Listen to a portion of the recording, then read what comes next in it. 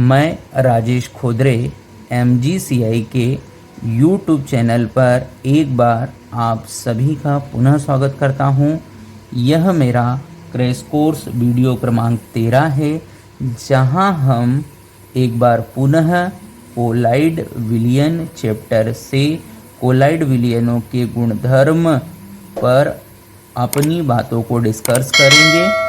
अर्थात हमने अब तक कोलाइडल सॉल्यूशन प्रॉपर्टी में 3 प्रॉपर्टियों को डिस्कस किया है।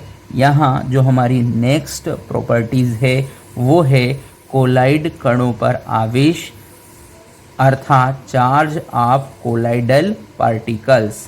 ठीक, ये जो बिंदु है वो बच्चों के लिए बुकों से समझना बहुत ज़्यादा कठिन होता है, जिसको हमने इस वीडियो के माध्यम से बहुत सरल और आसान कर दिया है, जिसे आप एक बार देखकर ही समझ जाओगे कि कैसे हमें कोलाइड कणों पर आवेश की प्राप्ति होती है या कोई कोलाइडल पार्टिकल कैसे अपने ऊपर चार्ज को फॉर्म करता है।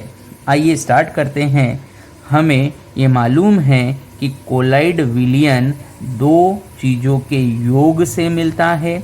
वो है प्रक्षिप्त प्रवस्था अर्थात डिस्पर्ज फेस, सेकेंड है परिक्षेपण माध्यम अर्थात डिस्पर्जन मीडियम। इन दोनों के योग पर हमें कोलाइडी विलयन मिलता है। ठीक, जिसमें जो प्रक्षिप्त प्रवस्था है यह कम मात्रा में अर्थात एक विलय के लिए देखी जाती है, किंतु परिक्षेपण माध्यम अधिक मात्रा में अर्थात एक विलायक के रूप में हमें मिलता है। ठीक, हम अब एक एक कर सभी के ऊपर आवेश चार्ज को समझना स्टार्ट करते हैं। सबसे पहले हम बात करते हैं कोलाइडी विलयन की, कोलाइडल सॉल्यूशन की।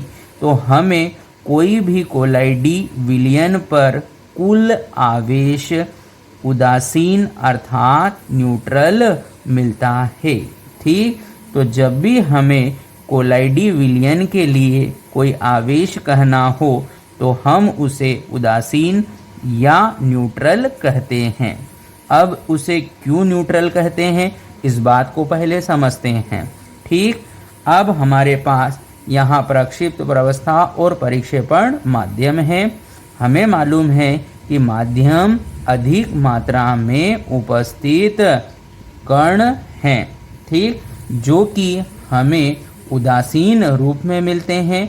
अर्थात परिक्षेपण माध्यम में धन ऋण आयनों की संख्या बराबर होती है, अर्थात उन्हें हम उदासीन प्रकृति का कहते हैं, और विलयन में उनकी मात्रा अधिक होती है, इसलिए उन्हीं का आवेश इस विलयन को भी मिलता है, इसलिए विलयन को हम उदासीन कहते हैं। ठीक, तो हमने इस बात को समझ लिया कि कोलाइड विलयन में उपस्थित परिक्षेपण माध्यम उदासीन प्रकृति का है, क्योंकि उसके अंदर उपस्थित धन ऋण आयन संख्या में बराबर है और जो कि अधिक मात्रा में है, और इसी का आवेश विलयन को मिलेगा।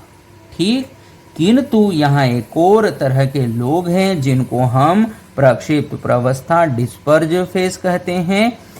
ये कण हमेशा हमें आवेशित रूप में मिलेंगे, और वो आवेश हो सकता है धनावेशित हो या ऋणावेशित हो।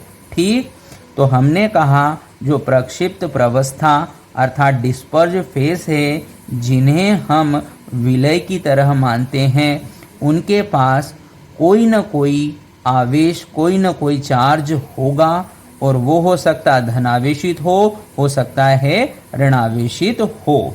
ठीक, किंतु वह आवेश कैसे ग्रहण करते हैं, कैसे फॉर्म करते हैं, इसको जानना हमारे लिए बहुत ज़रूरी है, जिसको हम आगे समझते हैं। देखिए, हमारे पास 2 केस है, हम एक एक कर दोनों केस को समझते हैं। जैसे हमने लिया AgI एक सॉल्यूट जिसको हम Ki नाम के सॉल्वेंट में रखते हैं, अर्थात Ki आधिक्य में है, अधिक मात्रा में है, अर्थात एक विलायक की तरह है, इसमें हम AgI को रखते हैं। ठीक, अब Ki में हमें K प्लस और I माइनस आयन एक बराबर संख्या में मिलते हैं। हम जब AgI को Ki में रखते हैं तो AgI अपने आप को Ki माध्यम में घोलना अर्थात विलय करना स्टार्ट करता है। ऐसा कर AgI अपने आप को कोलाइड कण में ले आता है। जैसे ही AgI का कण आकार कोलाइड कण के समान होता है, उसमें एक प्रॉपर्टी, एक गुण उत्पन्न होता है जिसको कहते हैं अधिशोषण, जिसको हमने इससे पहले वाले वीडियो में समझा है।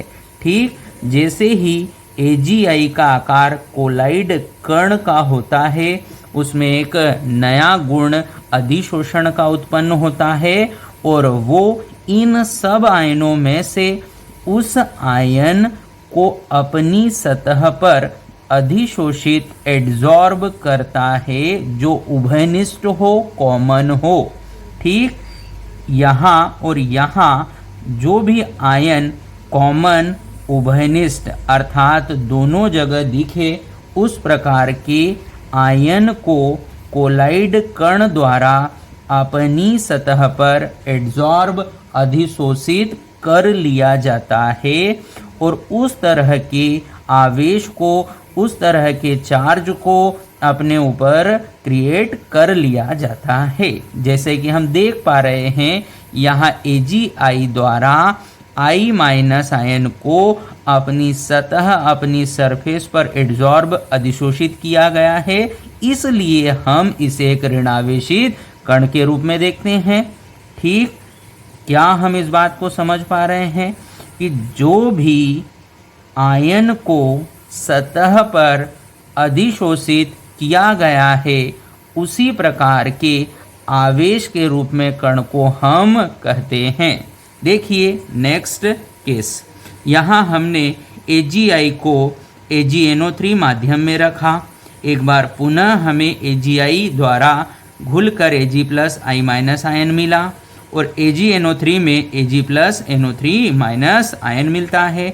अब AgI अपने आप को घोल कर जैसे ही कोलाइड कण आकार में आया, उसके पास अधिशोषण एड्जॉर्प्शन का गुण आ गया, अर्थात उसके द्वारा इन आयनों में से उस आयन को अपनी सतह पर एड्जॉर्ब कराया जाएगा जो उभयनिष्ठ हो, अर्थात कॉमन हो, यहाँ भी हो और यहाँ भी हो। तो हमें दिख रहा है कि Ag प्लस ऐसा आयन है। इस बार इस AgI का कोलाइड कण Ag प्लस को अपनी सतह पर अधिशोषित कर अपने आप को धनावेशित कण के रूप में बना लेता है। ठीक, इस तरह यहाँ हमने इस कोलाइड कण को क्या एक धनावेशित कण कहा। क्यों? क्योंकि इसकी सतह पर धन आयनों को अधिशोषित कराया गया। ठीक, तो हम लोग इस बात को अब स्पष्ट रूप से जान चुके हैं कि कोलाइड कण द्वारा जिस भी आयन को अपनी सतह पर अधिशोषित किया जाता है, उस प्रकार के आवेशित कण के रूप में हम उसको कहते हैं। ठीक, इस तरह एक माध्यम में उपस्थित सारे कोलाइड कण एक जैसे आवेश को रखते हैं, जिसके कारण उन कणों में प्रतिकर्षण, रिपल्शन बना रहता है, जिसके कारण कण आपस में जुड़ते नहीं हैं और यही बात सॉल्व को स्थायित्व प्रदान करती है, अर्थात सॉल्व को स्टेबिलिटी इस प्रॉपर्टी से मिलती है। ठीक, इस तरह हमसे कोलाइड विलयन का चार्ज पूछा जा सकता है, कोलाइड कण का चार्ज पूछा जा सकता है, न माध्यम का चार्ज पूछा जा सकता है। और एक और क्वेश्चन यहाँ बनता है कि कोलाइड कण पर हमें आवेश के कारण सॉल्व पर क्या मिलता है, जो कि हमने कहा है स्थायित्व स्टेबिलिटी मिलती है। ठीक, आगे बढ़ते हैं। अगला हमारा जो कोलाइड प्रॉपर्टी है वो है अणुसंख्यक गुणधर्म, कोलिगेटिव प्रॉपर्टी। जैसे कि हम इस प्रॉपर्टी को इसके नाम से ही समझ सकते हैं। अणु संख्या गुणधर्म मतलब अणुओं की संख्या पर निर्भर करने वाले गुणधर्म अणु संख्या गुणधर्म कहलाते हैं। ठीक, इंग्लिश में कहें, property that depend upon the concentration of solute molecules or ions are called colligative property। ठीक, तो वे गुणधर्म जो अणुओं की संख्या पर निर्भर करते हैं हम उनको अणु संख्या गुणधर्म कहते हैं। ठीक, अणु संख्या गुणधर्म के प्रकार टाइप्स की बात करें तो हमारे पास अणु संख्या गुणधर्म 4 प्रकार से होते हैं। पहला है वाष्प दाब में आपेक्षिक अवनवन, लोअरिंग ऑफ वेपर प्रेशर, हिमांक में अवनवन, डिप्रेशन ऑफ फ्रीजिंग पॉइंट, क्वथनांक में उन्नयन, इलिवेशन ऑफ बॉइलिंग पॉइंट, परासरण दाब ऑस्मेटिक प्रेशर। ठीक, तो हमसे यहाँ केवल इन कॉलिगेटिव प्रॉपर्टी का नाम नेम पहचानने का प्रश्न आता है, जैसे कि निम्नलिखित में से कौन सा अणु संख्या गुणधर्म होगा, और हमें इन 4 में से एक नाम को पहचान कर हमारे क्वेश्चन का आंसर देना है। ठीक, एक और बात हम यहाँ जान लें कि कोलाइड कण बड़े पुंज होने के कारण एक कोलाइड विलयन में वास्तविक विलयन की तुलना में कणों की संख्या कम होती है, अर्थात अणु संख्या गुणधर्म कम होते हैं। अगर हमसे पूछा जाए कि कोलाइडल सॉल्यूशन और ट्रू सॉल्यूशन में किसके लिए कोलिगेटिव प्रॉपर्टी ज़्यादा हाई होगी तो हम उसके लिए ट्रू सॉल्यूशन कहेंगे, क्योंकि वहाँ पार्टिकल साइज छोटा होता है, अर्थात नंबर ऑफ मॉलिक्यूल्स ज़्यादा होते हैं, इसलिए इस तरह की प्रॉपर्टी हमें ट्रू सॉल्यूशन में ज़्यादा मिलती है। ठीक, चलते हैं अगले नेक्स्ट प्रॉपर्टी की ओर, वो है स्कंदन कोएगुलेशन, जो कि एक इम्पॉर्टेंट प्रॉपर्टी है। तो हमारे कोलाइडल सॉल्यूशन में एक बहुत ही इम्पॉर्टेंट प्रॉपर्टी है स्कंदन, जिसको हम इंग्लिश में कोएगुलेशन कहते हैं। ठीक, स्कंदन क्या है उसको समझें। कोलाइडी विलयन में विद्युत अपघट्य मिलाने पर कणों के आवेश का नष्ट होना और कणों का आपस में जुड़कर तली में बैठना स्कंदन या अवक्षेपण कहलाता है। ठीक, इसको इंग्लिश में भी सुन लें। The process of settling of colloidal particle is called coagulation. Coagulation is the destabilizing of colloids by neutralizing the electric charge of dispersed phase particle combined with electrolyte। ठीक, जब भी कोलाइड विलयन में हम बाहर से कोई इलेक्ट्रोलाइट अर्थात विद्युत अपघट्य मिलाते हैं तो वहाँ स्थित कणों का चार्ज न्यूट्रल हो जाता है, अर्थात उदासीन हो जाता है।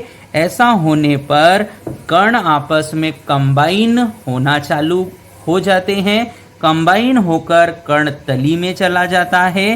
इस घटना को this phenomena are called coagulation. ठीक, अब हमारे पास पुनः 2 केस हैं। केस नंबर 1 जहां हमने धनावेशित कोलाइड लिया। अब इस धनावेशित कोलाइड को स्कंदित कोएगुलेट करने के लिए हम क्या मिलाते हैं? विद्युत अपघट्य, जिसको अंग्रेजी में हम इलेक्ट्रोलाइट कहते हैं। विद्युत अपघट्य वे पदार्थ होते हैं जो जल में जाकर आयनित होते हैं। विद्युत अपघट्य वे पदार्थ है जो जल में जाकर आयनित होते हैं। तो यहाँ NaCl द्वारा Na+Cl- आयनों के रूप में अपना आयनन कराया गया, जिसमें से Cl- द्वारा इस धनावेशित कण को स्कंदित किया गया, अर्थात इस आयन द्वारा इस कण पर आवेश को नष्ट कराया गया। ठीक, एक और एग्जाम्पल है हमारे पास आर्सेनियस सल्फाइड सॉल, जो कि एक ऋणावेशित कोलाइड सॉल है। इसको स्कंदित कोएगुलेट करने के लिए हमने पुनः विद्युत अपघट्य मिलाया, जो कि हमें जल में जाकर आयनों में टूटकर मिलता है। इसमें से वह आयन कणों के चार्ज को डिस्ट्रॉय करेगा जो उसके अपोजिट हो, अगर यह ऋणावेशित है तो धन आयन द्वारा इसका स्कंदन कराया जाएगा। ठीक इस तरह हमें एक बात स्कंदन के लिए हमेशा ध्यान रखना है कि जो भी कोलाइड कण है उसके अपोजिट चार्ज आयन द्वारा स्कंदन कोएगुलेशन कराया जाएगा। ठीक अगर धनावेशित कण है तो ऋणायन द्वारा, ऋणावेशित कण है तो धन आयन द्वारा। ठीक पॉजिटिव पार्टिकल है तो नेगेटिव आयन, नेगेटिव पार्टिकल है तो पॉजिटिव आयन। इस तरह से हमें कोएगुलेशन देखना है। धन्यवाद।